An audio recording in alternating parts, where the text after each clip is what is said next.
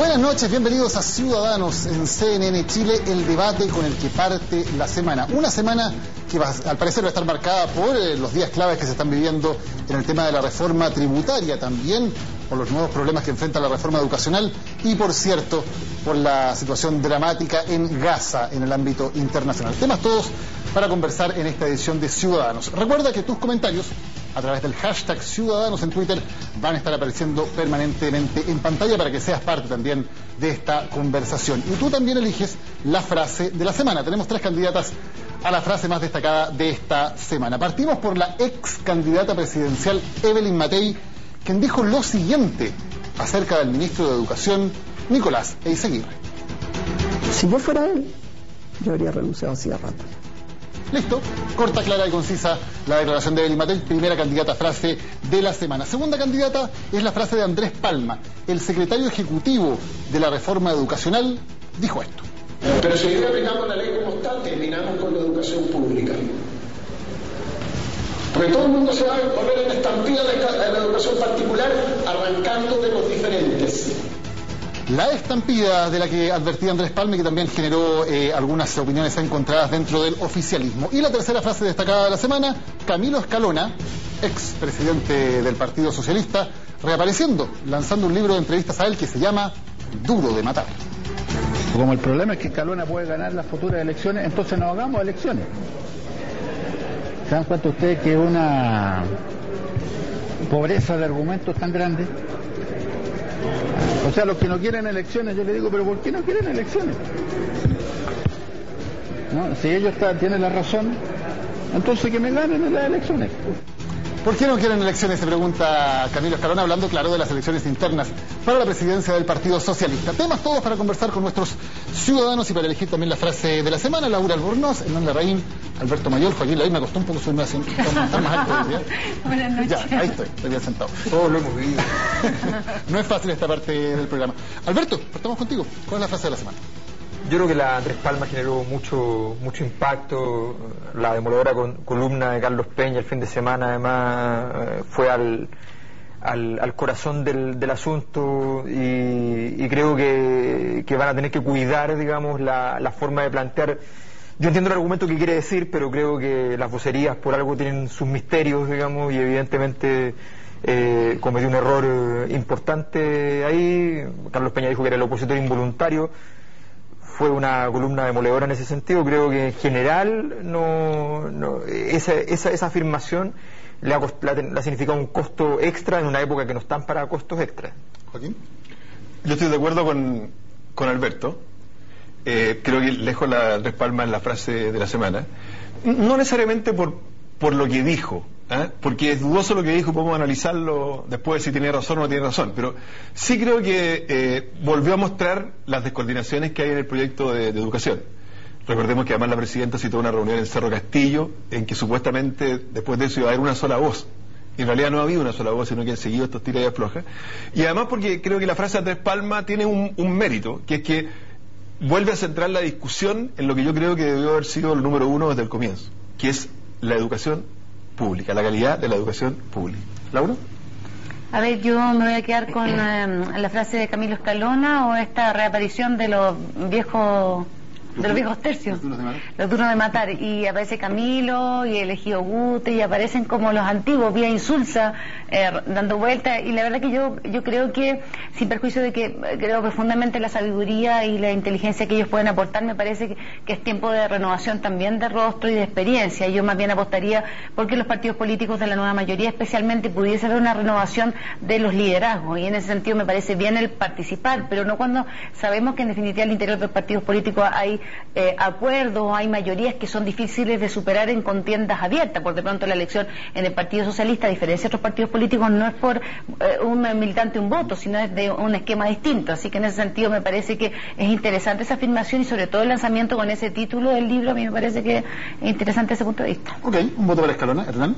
No, yo creo que es interesante efectivamente lo que dice Laura, a ver si lo conversamos. Parece que la consultación está volviendo, y la nueva mayoría tempranamente parece que está haciendo un poquito de agua, pero yo creo que claramente la frase de Andrés Palma es la más importante. Obviamente le dio nuevamente un giro y lo que dice implícitamente es que respecto de los objetivos que el gobierno se propuso, la reforma es mala, digamos, y no cumple sus objetivos. Y luego al día siguiente da esta declaración donde el 70% de los recursos, ¿cierto?, deberían estar en educación escolar y preescolar, y solo el 30% de los extras de la tributaria debería irse a educación superior, dejando sin plata en el fondo la gratuidad. Es el opositor involuntario probablemente, y yo creo que es la frase de la semana. Ahora, ¿cómo se explican ustedes esto que está ocurriendo en el gobierno de frases como la de Andrés Palma? ¿Cómo te explicas tú concretamente esa declaración? ¿Qué era lo que quería decir o por dónde iba el contexto? No, porque, perdón, se entiende como una crítica a la forma en que se planteó la reforma, lo que tanto se ha dicho de que primero habría que mejorar la educación pública para recién luego poder mejorar la educación, hacer gratuita la educación subvencionada, porque si no el incentivo evidentemente es para la gente que está en la educación pública irse de inmediato a la subvencionada. Lo que entiendo es que él efectivamente parte de la premisa de que, bueno, primero datos sobre la mesa, efectivamente hay una información distorsionada respecto al sistema educativo chileno, por lo tanto la mayor parte de la gente toma decisiones desinformadas y cree que escapa de un colegio malo a un colegio mejor cuando va a lo mismo con 15 lucas más de gasto. Eso es básicamente el escenario que pasa mucho en Chile. Entonces él dice, mire, si nosotros vamos en el orden que estábamos haciendo o en el orden en que iniciamos la conversación, porque no queda claro si lo que está diciendo es que la conversación se inició en un orden determinado, pero no necesariamente las reformas deben ser en ese orden, ¿ya? En cualquier caso lo que va a generar es un efecto contrario, que sería este efecto de estampida, ¿ya? Y es algo que lo dijo en su momento Mario Weisblut y que lo que revela de que estaba dentro del gobierno, porque la segunda a bordo en educación es una persona muy vinculada a Mario Weisblut, por lo tanto si Weisblut lo dice uno puede asumir que efectivamente algo que era sabido dentro del gobierno. Yo creo que el problema es que fue una frase analítica, académica, mucho más desapasionada, y esto no está al horno para esos bollos, la situación es completamente distinta y se transformó en un tema álgido de entrada. ¿Joaquín? Bueno, yo creo, Daniel, que obviamente la reforma educacional tiene problemas. Los últimos datos que vemos de esta encuesta CADE en Plaza Pública, que sale toda la semana, es que los datos de ahora, un 50% rechaza la reforma educacional y solo un 38% lo aprueba. Ese 38% una caída fuerte porque venía de un 60% de aprobación en general, la reforma educacional. Y probablemente esto explica el giro que se está dando. ¿Qué giro veo yo? Que efectivamente este es un tema del sistema educacional. Entonces cuando tú abordas una de las partes, y es probablemente la parte que mejor estaba funcionando, que son los colegios particulares subvencionados, y dejas atrás el tema de la educación pública, se te produce un problema. Alberto dice, oye, la gente cree que pagando 15.000 pesos, yo no menospreciaría los papás y las mamás, por algo cambian los hijos del sector municipal al colegio particular subvencionado por algo. ¿Ah? No es así, sí. No es así. Ellos lo hemos discutido otras veces, pero ellos sienten que los colegios particulares subvencionados encuentran cosas que no tienen el sistema municipal. ¿Ah? Que no son educación, no tienen nada que ver con eso. Sí, también tienen que ver con educación. No tienen que ver con educación, pero también tienen que ver con disciplina, tienen que ver con que no hay toma, tienen que ver con muchas cosas. ¿Ah? Pero bueno. Con que la gente no reclame por su injusticia. No es eso. Además pagan por eso. No es eso, sí. Pero ¿para qué vamos a entrar en discusión? Los papás y las mamás deciden, y yo creo que en ellos hay una intuición. O sea, ¿qué siento yo? Que efectivamente Andrés Palma está haciendo un esfuerzo por decirles, mire, esto que vamos a hacer de los colegios particulares subvencionados no es eso la reforma educacional, es mucho más que eso. Y un intento por hacer dos giros. Uno, hacia la educación pública, hacia la educación municipal, y dos, que es la otra frase de la semana que él dijo, que de la plata en total que se va a gastar en la reforma educacional, que es alrededor de 5.000, él habló 5.000 millones de dólares. Aproximadamente 2/3 de la reforma tributaria va para la reforma educacional. 5.000 millones de dólares. De esos 5.000 millones de dólares, gran parte, él habló 70%, se va a gastar en educación preescolar y en educación escolar. Las dos cosas, los dos giros de Andrés Palma hacia la educación pública, mejorar la educación pública y gastar la mayoría de la plata en la educación preescolar y escolar, hacen sentido. Laura, ¿te hace sentido a ti? ¿Que un giro también? Yo quiero decir tres cosas. Primero, tengo la sensación de que esta reforma ha tenido problemas de narrativa, o cómo se ha planteado la reforma, y siento que en ese sentido ha faltado orden. Claramente concuerdo con Alberto Mayol de que Andrés Palma da esta opinión en un contexto académico que, claro, dicho sea de paso, cuando he filmado, descontextualiza todo el proceso de reforma que ha ido como ordenándose poco a poco respecto a cada uno de los temas, como una reforma amplia, claro, en cada uno de los aspectos ha habido un desorden cronológico, por decirlo así, porque esto dice que debido tener una secuencia que no existía. Ahora, sin perjuicio de aquello, a mí me parece que, de nuevo, cuando Joaquín intenta sacar a la luz pública como si fuera una aprobación o desaprobación la utilización de encuestas, la verdad que con eso no me dice nada. La gente claramente, cuando se realizó el movimiento estudiantil, cuando la gente votó, de nuevo, esto lo digo todos los programas, pero es bueno recordarlo, cuando votaron por Michelle Bachelet, la gente quería gratuidad de la educación, quería terminar con el lucro, quería terminar con el copago, porque eso fueron propuestas de Michelle Bachelet al electorado, y una encuesta más, una encuesta menos no va a cambiar el sentido de la gente. Entonces, de nuevo, no hagamos el mismo juego que hicimos con la reforma tributaria, de a través de encuestas ir apoyando esto, o utilizando la metodología de los videos, porque Alamán hace exactamente lo mismo, además de mentir y no haber leído correctamente la reforma. Yo creo que es más bien lo segundo, para no acusar al senador de la República de ser mentiroso, pero en el video se dicen cosas que no son reales respecto de la reforma educacional, y lo que hacen nuevamente es intentar manipular la opinión pública a través de afirmaciones que no son ciertas. Ponen el punto en la posibilidad de los padres de decidir, ponen el punto respecto de los colegios subvencionados, ponen el punto respecto de la educación, del mejoramiento de la calidad docente, como si eso no estuviese planteado en la reforma educacional. Entonces yo creo que esta estrategia de la encuesta y de los videos, que también se utilizó para la reforma tributaria por parte de la derecha, lo que intenta es invalidar de partida algo que se ha querido instalar, y que son como las almas también, y esperamos que no se vuelva a repetir el fenómeno del cambio en la reforma tributaria, porque son como los corazones de la reforma, que para mí son muy importantes mantenerlos. A ver, yo estoy en desacuerdo primero con Alberto, en que sí creo que los padres saben elegir. Obviamente hay veces que hay problemas de información, pero en términos generales creo que no solamente el SIMS es un elemento que ellos toman en cuenta, y muchas veces son otros elementos como el orden o las tomas, como decía Joaquín, que son parte de su toma de decisiones. Creo, a diferencia de Joaquín, yo creo que Andrés Palma es parte de la improvisación y la cadena de errores que ha mostrado el gobierno. Dudo que lo que pretendió decir en el seminario era efectivamente con el objetivo de generar las consecuencias que generó. Lo mismo respecto del 70%. De hecho, me tocó estar presente cuando se le preguntó en la radio cooperativa, y fue una pregunta que respondió, tengo la impresión, bastante improvisadamente, sin tener conciencia de las consecuencias que dijo. De hecho, ¿en qué sentido improvisado? ¿Por qué improvisado? Porque de hecho, si ustedes ven las conversaciones que tuvo Andrés Palma con la Confech, él comprometió fundamentalmente dos cosas: la gratuidad en forma completa y el cumplimiento del proyecto de ley en materia escolar, con el fin al lucro, fin a la selección y fin al copago, poniendo su puesto a disposición si es que eso no se cumplía, digamos. O sea, mi impresión es que el cuadro general, tanto de Nicolás Izaguirre y del propio Palma, y el término general del Ministerio de Educación, ya supera al Ministerio de Educación. Es más bien un problema político que radica ya más bien en la moneda, y tiene que ver con una forma de hacer las cosas de la nueva mayoría que, insisto, creo que no está dando el ancho. Y creo que Michelle Bachelet debería demostrar el liderazgo, así como le dijo a su ministro de Hacienda, haga un acuerdo, y le dijo a Quintana que guardara la retroexcavadora. Tengo la impresión de que hoy día, para poder poner orden en educación, van a tener que moverse más bien a abrirse a una conversación y un consenso para encontrar una salida razonable con la centro-derecha. Aunque hayan proyectos, porque hay proyectos distintos, digamos, pues en los temas fundamentales que se pusieron en el programa de gobierno, lucro, copago y selección, claramente más allá de los detalles hay temas ideológicos que son diferentes. ¿Se puede llegar a un consenso cuando en las ideas base hay una diferencia que es perfectamente legítima? Esto lo hemos conversado antes. Yo tengo la impresión de que mucha gente votó por Michelle Bachelet, y una persona a la cual le tiene mucha confianza y credibilidad, y por sus buenas intenciones. El programa estaba envuelto de buenas intenciones, pero el programa tenía también algo que mucha gente no sentía que venía incluido en el voto, que eran transformaciones ideológicas muy sustanciales con un espíritu refundacional. O sea, la gente cuando y mi impresión, cuando se empezaron a conocer los proyectos de ley, iban bastante más lejos de lo que la propia nueva mayoría y la cosa cristiana, que tiene matices para cada cosa que presenta el gobierno, se conoció. Y por lo tanto, mi impresión es que la idea, digamos, de la libertad, de la capacidad de elegir, y de alguna manera el rumbo en los últimos 25 años es algo que los chilenos quieren seguir avanzando en forma gradual y no en forma refundacional. ¿Laura primero? No, esa es una interpretación que hace Hernán y en la cual yo no comparto.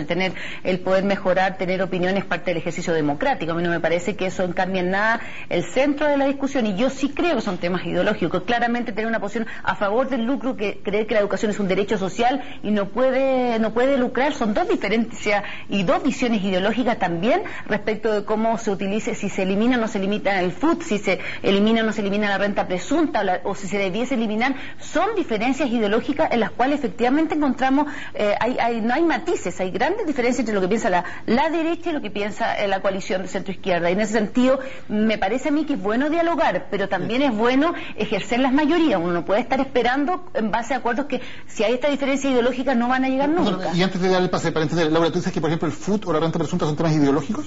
Porque el gobierno los acaba de negociar con la centro-derecha. Sí, pero me parece a mí que son diferencias ideológicas, y por eso existe la molestia que existe. Y por eso escuchamos recién... ¿La molestia con el gobierno por haberlas negociado? Respecto de economistas, la molestia de los parlamentarios. Yo venía recién conversando con Pablo Lorenzini y me decía, vamos a llegar a acuerdos, pero nosotros establecemos que también en este marco se hagan ciertas prerrogativas y se ajusten ciertos mecanismos para evitar la elusión. Dejemos la reforma tributaria para después, que lo vamos a hablar en profundidad, Alberto. Sí, a ver, yo creo que aquí hay un problema que es más estructural, que ya más o menos ya es tan evidente que sale a flote a cada rato, que es el problema de... Nosotros vivimos una experiencia transicional que está basada en un síndrome de captura de la coalición gobernante en general, que era la Concertación, respecto a otros poderes, que no eran en realidad la derecha, sino que eran los poderes fácticos directamente, y la derecha como representantes legales, digamos, de esos poderes fácticos en general.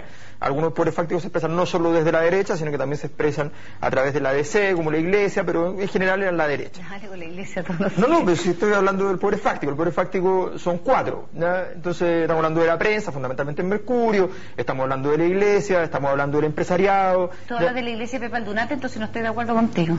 No, pues estamos hablando de que en general, cuando vienen los momentos complicados, la Iglesia dice lo que dijo en su momento Monseñor Errázuriz hace varios años atrás, dijo, mire, la verdad es que Iglesia hay una sola, entonces no me venga con divisiones ni nada por el estilo, aquí hay una sola Iglesia. Es verdad que hay una parte disidente de la Iglesia, esa parte disidente en general no ha tenido demasiada presencia, hoy día, en los últimos años ha tenido mucha presencia en el Vaticano esa disidencia, y sin embargo no se ha plasmado en Chile, que es una cosa que es bien interesante de investigar, pero desgraciadamente no hay mucha investigación respecto a por qué en Chile no ha llegado esa influencia del Vaticano, que en el mandato de Ratzinger y del actual Papa es completamente distinto, y con mandatos claros contra la mirada muy empresarializada del mundo financiero, en fin. Bueno, la cosa es que la Concertación vivió en ese síndrome, ¿no?, transicional, y hoy día afloró de nuevo. La nueva mayoría nace con un esfuerzo que es imposible, a mi juicio, el esfuerzo de que se tuvieran las mismas consecuencias que ese síndrome transicional, es decir, orden, tranquilidad, ausencia de conflicto, pero haciendo cambios estructurales. O sea, ellos pensaban que iban a poder tener de acuerdo desde el movimiento estudiantil, representado dentro del gobierno, Camila Vallejo, Carlos Cariola, Giorgio Jackson, ¿ya?, hasta la democracia cristiana. Y evidentemente hay un fragmento de la democracia cristiana que se partió al respecto, ¿ya? Pero esa premisa estaba basada en el hecho de que se podía gestionar políticamente esto.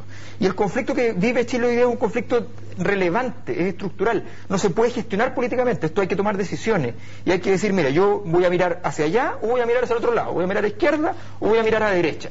No puedo ser el escenario de un campo de batalla. Lo que el gobierno dijo fue, yo soy el escenario de un campo de batalla, aquí peleen y el que gana esta pelea se queda con la reforma. Y en eso estamos, en el campo de batalla. Y resulta que la primera reforma ya la ganó la derecha.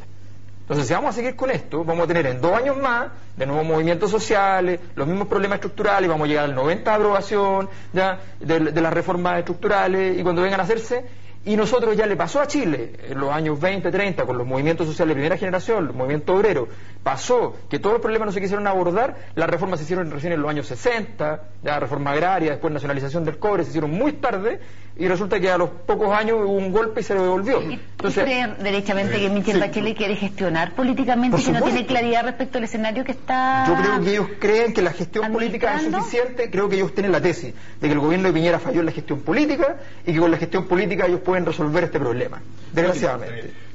Lo primero que quiero decir, Daniel, es que es un salto demasiado grande extrapolar que la gente haya votado por Michelle Bachelet a que la gente haya votado por aspectos específicos de un eventual programa. Eso no es así. O sea, la gente votó por Michelle Bachelet porque le da confianza.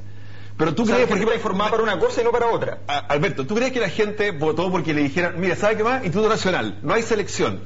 De ahora para adelante, entonces, se va a sortear en una tómbola quien entra al Instituto Nacional. La gente dice, yo voté por Michelle Bachelet. ¿Tú crees que la gente se lee un paper para elegir el colegio? La gente dice, yo voté por Michelle Bachelet, pero nunca voté por eso. Yo creo en el mérito. Pienso que en el Instituto Nacional deben llegar los mejores.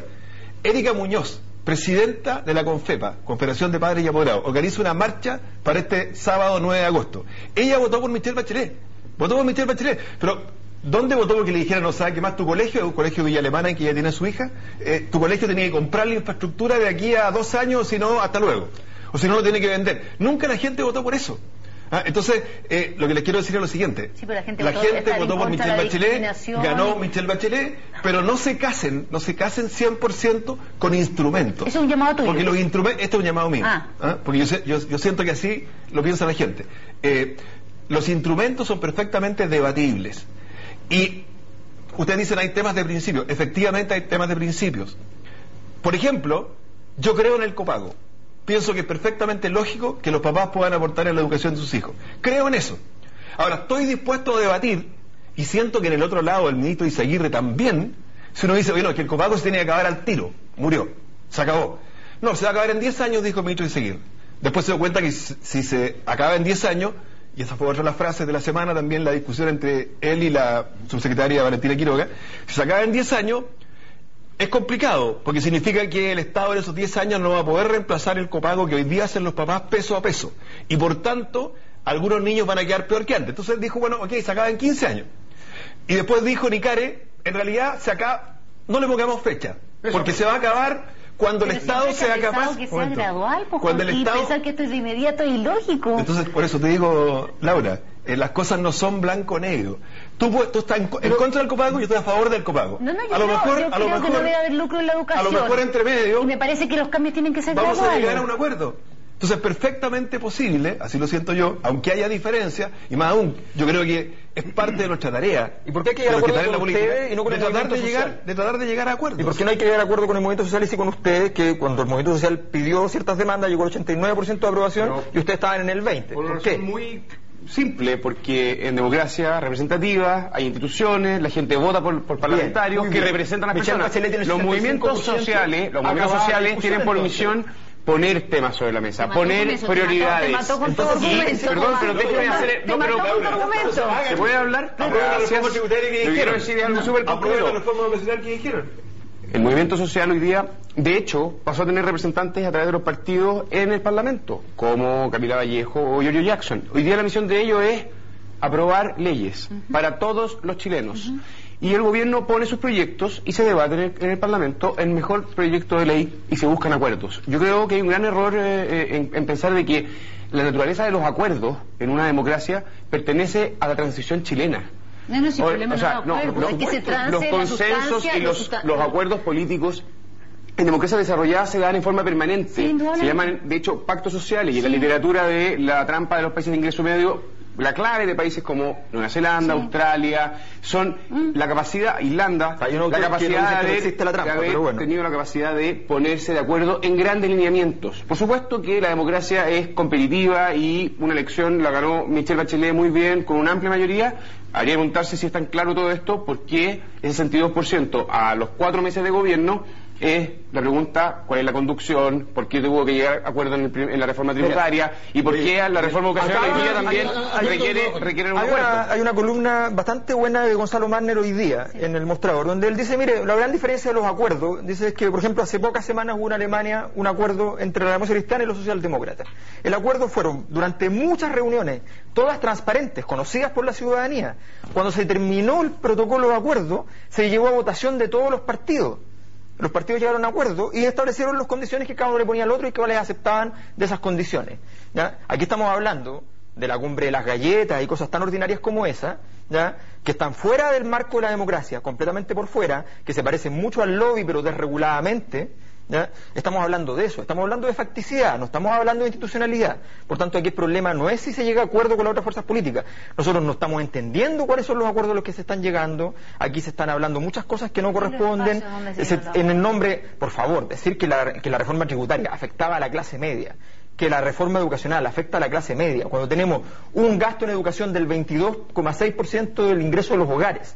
Si tú vas a traspasar eso a educación gratuita, no hay forma que una reforma tributaria prácticamente afecte a la clase media. ¿Por qué el gobierno ha buscado acuerdo? ¿Por qué digo? Es que digamos las cosas como son, Alberto.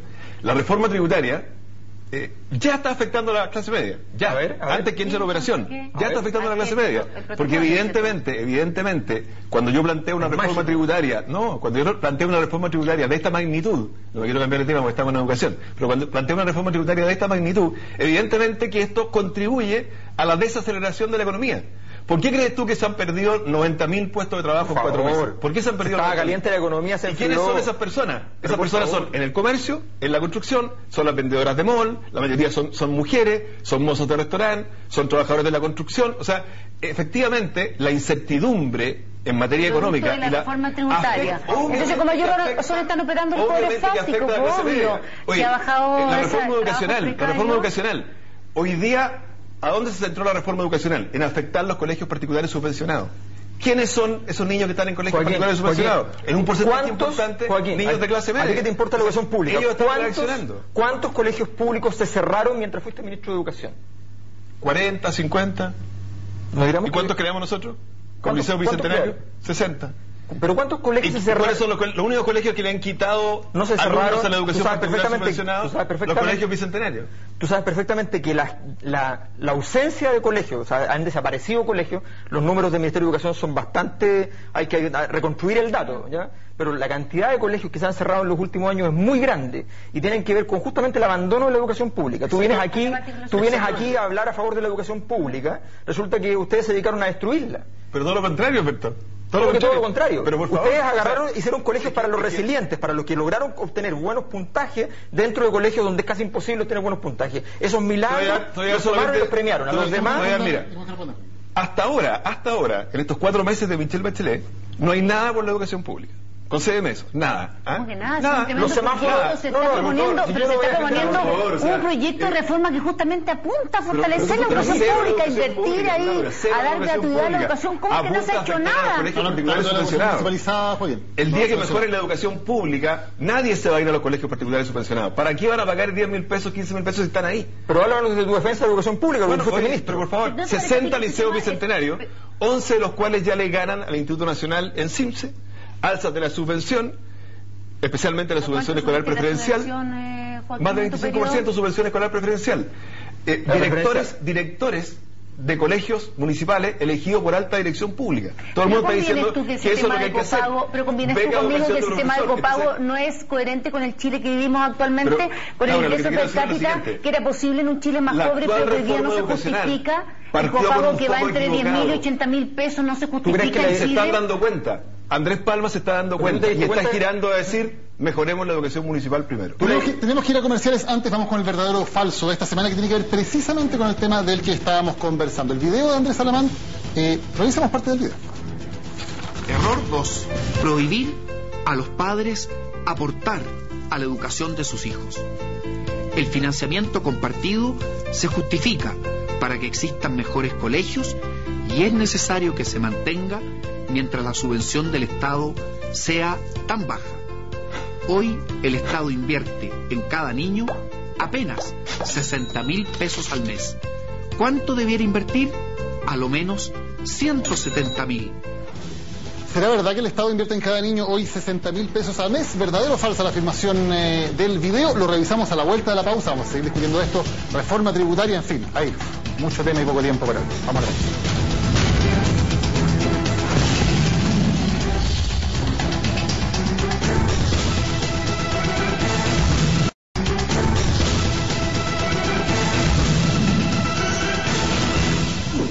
Estamos de vuelta en Ciudadanos. ¿El verdadero o falso? Vamos a revisarlo y luego lo contestamos. Error 2. Prohibir a los padres aportar a la educación de sus hijos.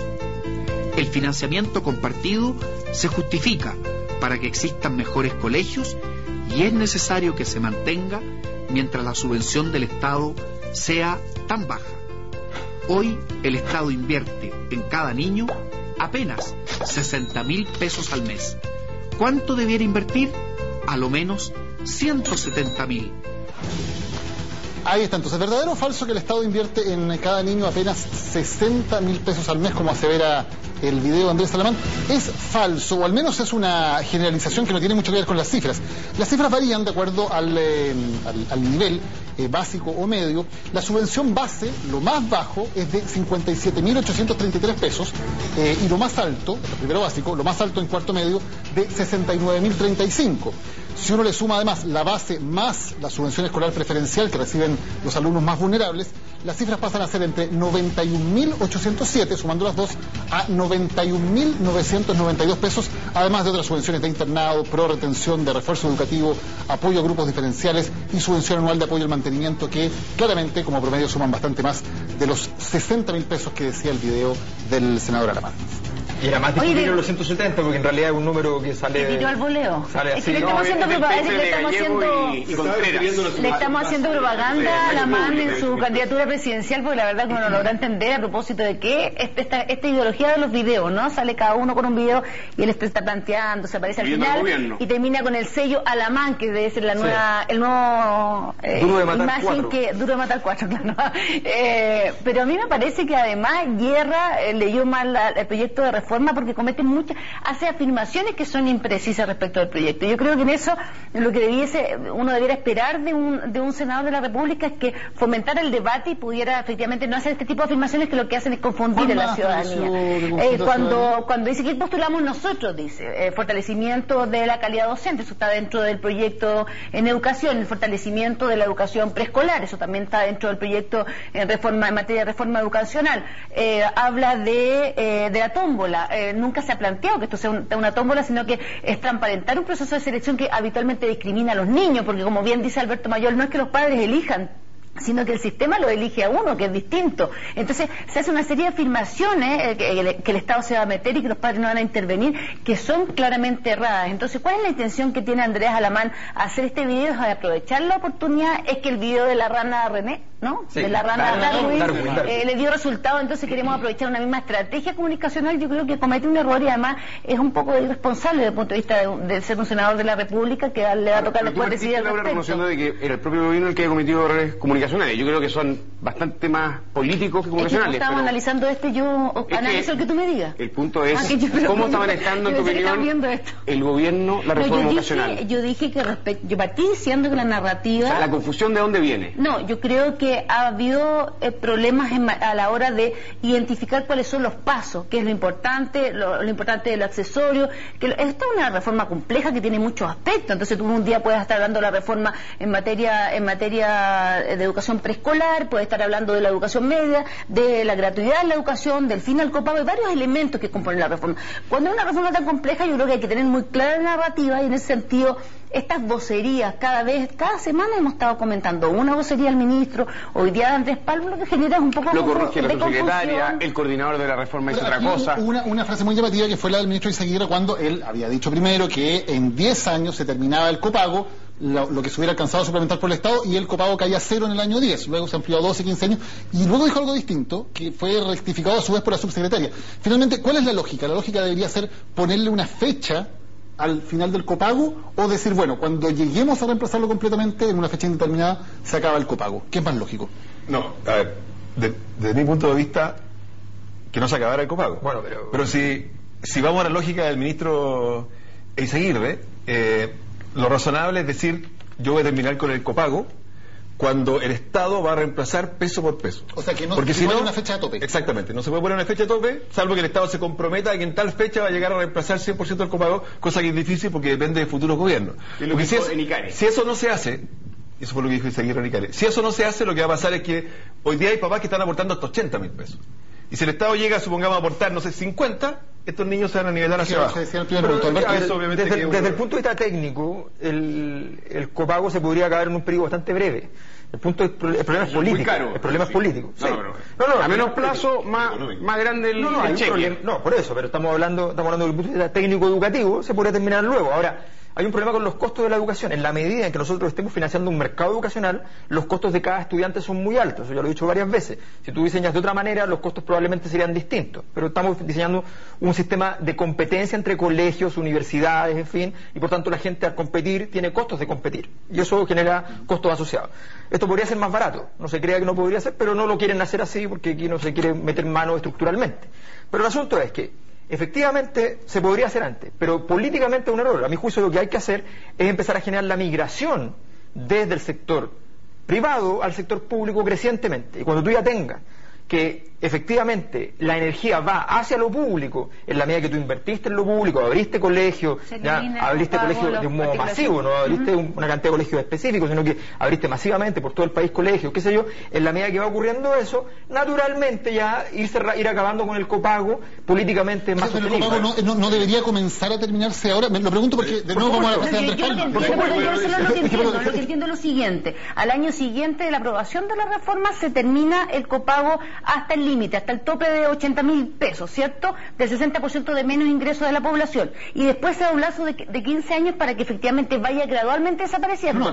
El copago se acaba en la medida en que el Estado vaya reemplazando. Al año se reemplazan 9 o 10.000 pesos. No, pero se fija así un tope, por el mismo tope que existe hoy día, porque el copago va desde 1.000 pesos hasta los 80 y tantos mil. Está congelado. Por supuesto, esa congelación existe y de ahí se establece gradualmente en lo que esté por sobre ese monto a 15 años. Ahora, yo comparto, eso es lo que yo entiendo por lo menos, yo comparto lo que dice Alberto, que aquí hay dos razones. Yo creo que también está la razón económica, porque hoy día hacerse cargo de pronto, aprobada la reforma de todo ese sistema de copago es imposible en todas las proporciones. Pero además es político, porque también aquí lo que se apuesta es a fortalecer la educación pública. Y en eso acierta absolutamente, no sé si estratégicamente político o lo que más prima es el tema de las lucas, pero yo creo que también tiene una dimensión política de ir gradualmente darle fortaleza al sistema público. Lo que advertía Andrés Palma sigue teniendo plena lógica. Como está diseñado hoy, lo primero que se va a hacer aquí es efectivamente decirle a gente que hoy no accede a colegios privados que van a poder acceder a ellos sin copago, en los casos que llega hasta 10 o 12 mil pesos al copago. O sea, mucha gente que hoy está cautiva en el sector municipal va a poder emigrar al sector particular subvencionado. Y ese es el primer efecto directo, tal como se ha planteado la solución del gobierno, es que se va a reemplazar primero dinero privado, dinero público, y se va a sumar a una gran cantidad de personas, digamos, que no tienen esa capacidad de copagar al particular subvencionado, y eso va a ser evidentemente un incentivo para moverse de los colegios públicos a los particulares subvencionados, y ese es precisamente lo que está destacando Andrés Palma. Si se parte por el particular subvencionado y el copago debería cumplir dos principios, ¿cierto? Reemplazar peso a peso hasta el final, para que nadie se quede fuera, sí.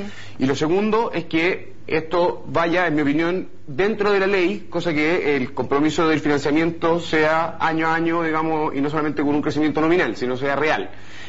Pero eso efectivamente va a generar una consecuencia súper clara, que va a ser un incentivo para muchos padres que esta vez van a tener el apoyo del Estado para moverse al particular subvencionado. Pero ¿por qué si también va a ir directa inyección a los municipales? No entiendo por qué hace esa afirmación. También parte de lo que se recauda de este aporte del Estado también va a ir al fortalecimiento y mejoramiento de la calidad de los colegios municipales. El apoderado. Hoy el apoderado tiene, para acceder a muchos subvencionados, tiene que pagar. Aprobada la reforma, muchos de esos padres van a poder acceder al mismo colegio. Pero ¿por qué padres querría cambiarlo si hay un mejoramiento de la educación municipal también? Está partiendo de la base de que convenciste al padre que la educación municipal mejoró. Habrá que convencerlo, digamos, pero eso es una y poniendo y reemplazando además una gran cantidad de dinero de los padres por parte del Estado, y la consecuencia es súper evidente. En este programa estoy de acuerdo con lo que dijo Alberto. Bueno, lo que tiene que hacer el gobierno, lo que tiene que hacer el gobierno. Alberto no está de acuerdo con lo que tiene que hacer el gobierno. No estoy de acuerdo con lo que hizo como ministro. Es fortalecer fuertemente la educación pública. El día que tú mejores la calidad de la educación pública, se va a producir esta migración al revés. Y la pública es la municipal. En la parte que no estoy de acuerdo contigo. ¿Y la pública es la municipal? Sí, por supuesto. Abrir nuevos colegios. Las universidades públicas son las estatales. Abrir nuevos colegios no necesariamente. Y Joaquín, mejorar los colegios. Hablaremos, lo público y lo estatal. Partiendo de lo que decía Alberto, ¿hay un mea culpa de que eso no se logró hacer en el gobierno del que formaste parte? ¿Mejorar la calidad de la educación pública en Chile? No hay ningún mea culpa. Todo lo contrario, o sea, creo que el esfuerzo que se hizo, yo lo dije, crear un liceo bicentenario, por ejemplo. O sea, hacer que la calidad que hoy día está en el Instituto Nacional o en el Liceo 1 esté en todas las regiones del país. ¿Y por qué la evaluación de los padres sigue siendo tan mala entonces y siguen optando por la educación subvencionada? Pero no en esos colegios bicentenarios. Ahí al revés, ellos están quitándole gente. Obviamente no puede en 4 años mejorar todo. Son 25 años de historia donde básicamente se ha promovido que los padres prefieran el particular subvencionado. La reforma tributaria está viviendo momentos claves. Sabemos que hay un protocolo, ese protocolo había que convertirlo en indicaciones, o sea, hacerlo ley, porque recordemos que se aprobó en general una reforma tributaria en el Senado que nadie tenía idea de lo que estaba votando, porque faltaban todavía las indicaciones para votarlo en particular. El plazo es este jueves para presentar las indicaciones y claramente hay discrepancias entre los equipos técnicos del gobierno y los representantes de la oposición que se han reunido, ahora entendemos que sin galletitas o con galletitas, pero en la sede del Ministerio de Hacienda, en la Alameda. ¿Se va a caer el protocolo de la reforma o no? Yo creo que es difícil que se caiga. Efectivamente hay una gran discrepancia, sobre todo respecto del del nuevo FUT, ¿cierto? El futito. O la alternativa, digamos, a qué se hace con la reinversión, ¿cierto? Y es técnicamente bastante complejo. De hecho, estaba escuchando hace poco a Claudio Agostini describiendo lo complejo que es, de hecho, la fiscalización del nuevo sistema, digamos. Pero efectivamente el protocolo, yo soy de aquellos que me bien crítico, creo que el sistema actual nuevo es probablemente más complejo. Pero a tu pregunta, había una tensa negociación, ¿cierto?, entre los técnicos que representan las distintas para los distintos parlamentarios de la Comisión de Hacienda del Senado, pero yo creo que van a llegar el jueves con un paquete de indicaciones. Ahora, de ahí a que esto sea una serenata y que baje a la Cámara de Diputados y estén todos de acuerdo, me parece bastante más complejo. Tengo la impresión de que todavía queda teleserie por delante. Sí, yo tengo la impresión de que hay un problema bien estructural que ya es de élite política, ya que tiene que ver con el hecho de que en general no se está haciendo la pega, porque aquí hay un problema más grave. Le pasó a Michelle Bachelet con el programa de gobierno, donde para la reforma establecieron titulares, dijeron lo que no puede faltar es el fin del lucro, no puede faltar el fin de la selección, no puede faltar la educación gratuita, y entonces armaron esquemas para cada tema, cuando una reforma de este tipo requiere un carácter integral. Le pasó en su momento a la derecha durante su gobierno, que no tuvo un proyecto integral, y resulta que ahora le está pasando a las dos coaliciones juntas, que llegan a acuerdo, llegan a titulares de acuerdo, y resulta que ahora dicen no, en realidad no estamos de acuerdo. Entonces, acelerar antes de tiempo, cantar victoria, empezar a decir, no, llegamos a un acuerdo, estamos todos listos, no, es impresentable que ahora aparezcan.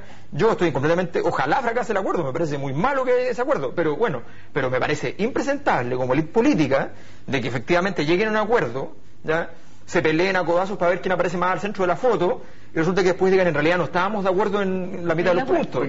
Ahora voy a volver a la normalidad de estar en desacuerdo con Alberto. Yo creo que aquí en la reforma tributaria y en este acuerdo, el acuerdo no se puede caer, no se va a caer, y más aún, hay obligación de que no se caiga.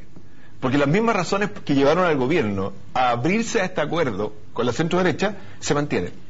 Y que es básicamente que la economía se está desacelerando muy fuertemente, que está perdiendo empleos y que por tanto mantener una incertidumbre respecto a cuánto van a ser los impuestos y cómo van a ser los impuestos por 30 días, 60 días, 90 días o ir a un tribunal constitucional finalmente es gravísimo desde el punto de vista de la economía. Eso. Disculpa, es gravísimo. Yo te contesto por lo tanto, mientras antes se cierre este foco de incertidumbre, mejor.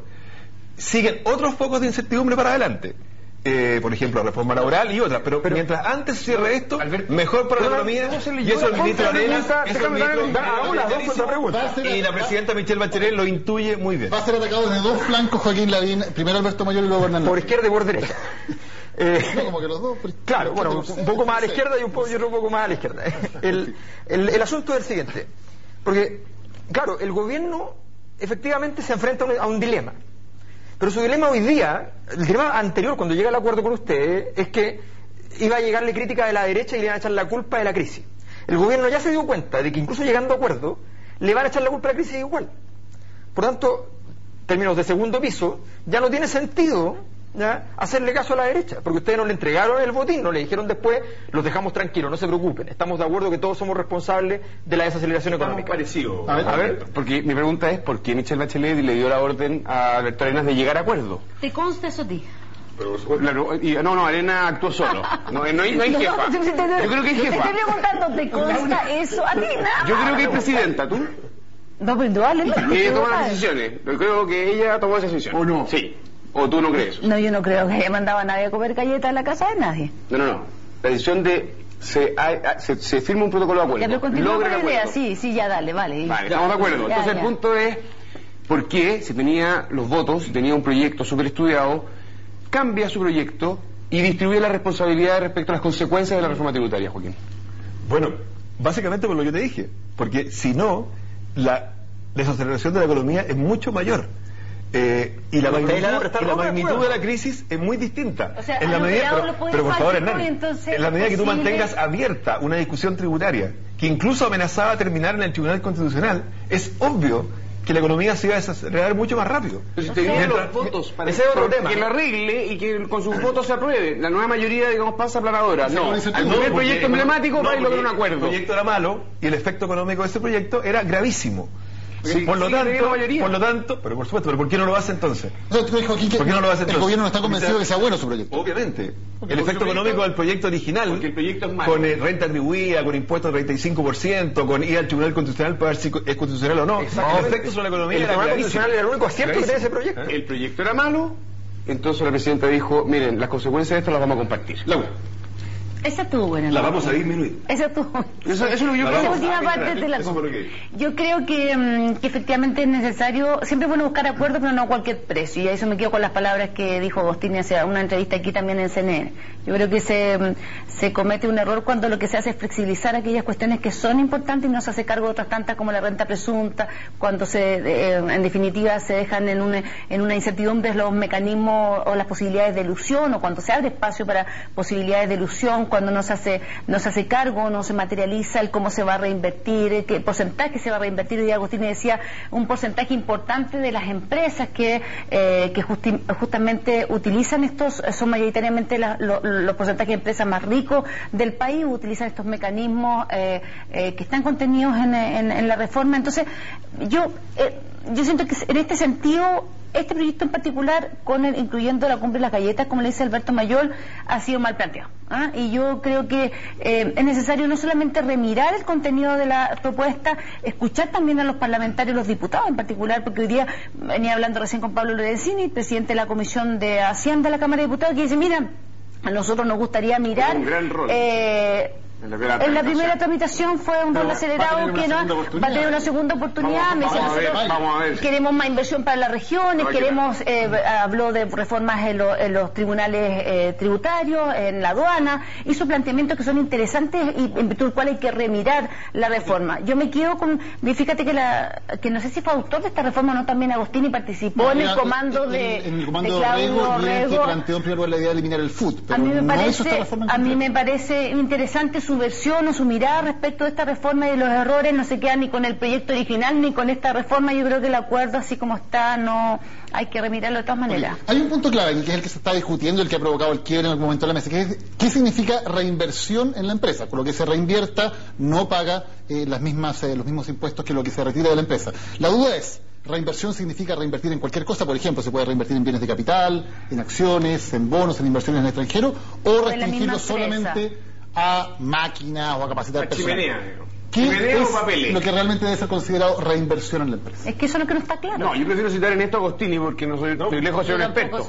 Pero efectivamente él decía que es una caricatura hablar de chimenea y papeles y entender exclusivamente los papeles como un juego financiero. Hay en muchos casos buena reinversión en papeles que permite que haga, y hay otros casos en que se presta para... Pero ya que tú citas a Agostini... Lo escuchamos con Alberto, y en otros casos se presta para son la misma figura y es muy difícil de fiscalizar. Dice que solo el 48% se reinvierte en la empresa y el resto se puede ir incluso a paraísos fiscales, ¿no? Reinversión puede ser también una reinversión en un paraíso fiscal. Eso es lo que plantea justamente Agostini. Necesariamente depende cómo lo que importa en realidad desde el punto de vista económico es incentivar el ahorro y la reinversión, o sea que los dueños no retiren toda la utilidad. Ahora, ¿qué hacen los dueños con esa plata que quedó adentro de la empresa? Obviamente que puede haber varias cosas. Uno es, por ejemplo, a lo mejor yo hago otra fábrica, una chimenea, eso está un caso obvio y nadie lo discute. Pero puede ser, por ejemplo, que esa empresa diga, yo voy a depositar la plata en el banco. Pero ¿qué pasa con esa plata depositada en el banco? Que hay otro emprendedor que a lo mejor tiene una buena idea pero no tiene plata, que va a pedir esa plata prestada y por tanto esa plata igual va a inversión y a creación de empleo. Y eso también tiene que ser permitido y también es lo que dijo Claudio Agostini. Pero eso es más o menos lo mismo que el FUT, ¿no? Es la misma lógica, digamos. En la lógica del FUT, por supuesto. Por el mismo principio y casi la misma operación. No, a ver, yo creo que hay un problema de que... Perdón, solamente darte la palabra al tiro de Alberto. El protocolo no pone ninguna limitación. El protocolo no dice solamente se puede reinvertir en máquinas chimeneas. Siempre fue ese, que queda bien. Eso es lo que se entendió también desde la centro derecha cuando yo creo que la importancia de tener cuestiones claras es fundamental. Primero, el impuesto a la renta, no es impuesto solo a las utilidades. Por tanto, los impuestos a la renta tienen que imponer la renta. Ya partamos por el principio. En segundo lugar, los impuestos existen por una razón muy sencilla, ¿ya? Porque se asume que vivir en sociedad es algo relevante y que además tiene un costo. Además tiene un costo, no solo tiene un costo. Y resulta que las empresas funcionan en una sociedad que funciona bien. funciona más fácilmente, tienen menos costos, no le paran los caminos grupos terroristas, ya hay calles que funcionan, en fin, todo lo aquello que significa que no hayan costos. Resulta que las empresas grandes en Chile están diciendo a través de todo esto, ya, que ellos no quieren pagar ese costo, que ellos no quieren pagar el costo que significa el hecho de que la sociedad existe de un modo virtuoso, que los que tienen que pagar ese impuesto, ¿ya?, tienen que ser los consumidores, tienen que ser las personas que pagan con el IVA, fundamentalmente, o las personas que tienen ingresos por sobre ciertos montos. Esos son los que están pagando el impuesto a la renta. Bueno, no me parece evidentemente. Creo que aquí hay una cuestión que es muy simple. Si no están en condiciones de pagar impuestos, es porque son ineficientes. Así es simple. Esto no se llama ahorro, no se puede llamar ahorro al FUT. Eso redunda en un ahorro, pero es un subsidio al capital, no es un ahorro. Brevemente, Laura y Hernán, porque se nos va el tiempo. Sí. Brevemente. No, yo lo que creo que efectivamente es como dice Alberto, a mí no me queda claro que exista esta posición altruista de parte del empresariado en virtud del cual la reinversión va para capitalizar un banco a favor de los pobres, de los pequeños empresarios. Lo que se va es a otro tipo de gastos y no hay reinversión. Entonces la verdad que yo creo que esto debe ser regulado y la ley debe contener plazos, limitaciones y regulaciones para que efectivamente se utilice como corresponde.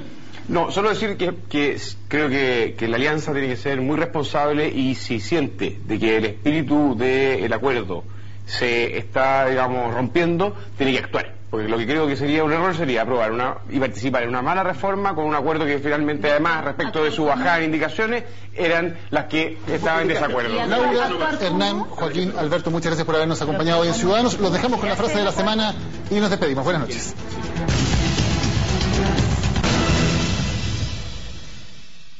Si yo fuera él, yo habría renunciado hacía rato ya.